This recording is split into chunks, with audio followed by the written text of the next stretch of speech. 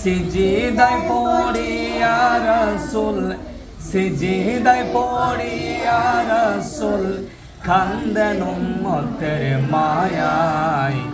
12 রবিউল আউয়াল এলেন রাসূল দুনিয়ায়।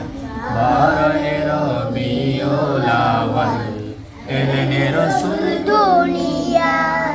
সৃষ্টি জাতের ঊর্ধ্বে তিনি, সৃষ্টি কুলের শিরোমণি। সৃষ্টি জাতের ঊর্ধ্বে তিনি, সৃষ্টি কুলের শিরোমণি।